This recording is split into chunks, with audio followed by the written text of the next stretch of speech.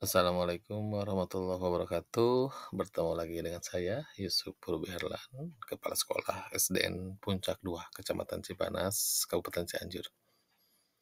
Kali ini saya akan berbagi rancangan program 2 minggu transisi PAUD ke SD.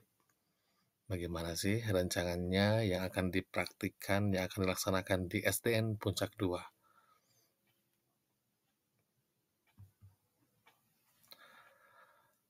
Menurut Surat Edaran Direktur Jenderal Pendidikan Anak Usia Dini, Pendidikan Dasar dan Pendidikan Menengah Kemendikbudristek nomor 0759-C/HK.04.01/2023 tentang penguatan transisi pendidikan anak usia dini ke sekolah dasar kelas awal. Ini hal yang penting yang saya catat, bahwa penerimaan peserta didik baru pada SD tidak menerapkan tes kemampuan membaca, menulis, dan berhitung, atau bentuk tes lainnya.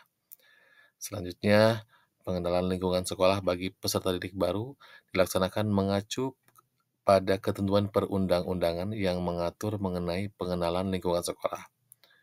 Kemudian, pembelajaran pada satuan PAUD dan SD kelas awal dilaksanakan dengan mempertimbangkan kebutuhan belajar peserta didik. Satuan PAUD dan SD perlu melakukan persiapan agar pada tahun ajaran 2023-2024 dapat menerapkan transisi PAUD ke SD. Atas dasar inilah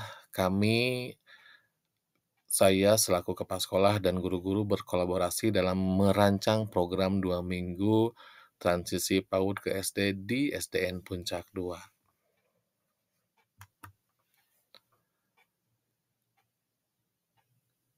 Kemampuan yang perlu dikuatkan pada masa transisi ini, sesuai dengan yang di buku panduan, ada 3. Yang pertama, kemampuan sosial emosional, kemudian kemampuan fisik dan motorik, dan kemampuan literasi dan numerasi.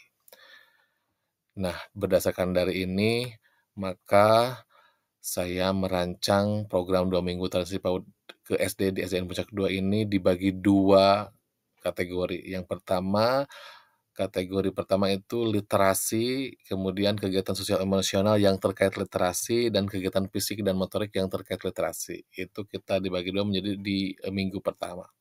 Kemudian selanjutnya di minggu kedua ada numerasi, kegiatan sosial emosional terkait numerasi, dan kegiatan fisik dan motorik terkait numerasi. Selanjutnya di minggu pertama ini rancangannya, kita ada asesmen diagnostik literasi, kemudian ada pembelajaran sosial emosional literasi, kemudian ada kegiatan fisik terkait literasi, kegiatan motorik terkait literasi, dan permainan literasi yang menyenangkan. Itu di minggu pertama kita fokus ke kemampuan anak di bidang literasi. Selanjutnya di minggu kedua kita fokus ke bidang numerasi, terdiri dari asesmen diagnostik numerasi, kemudian pembelajaran sosial emosional numerasi, kegiatan fisik terkait numerasi, kegiatan motorik terkait numerasi, dan permainan numerasi yang menyenangkan. Dan itu rancangan yang kita akan laksanakan.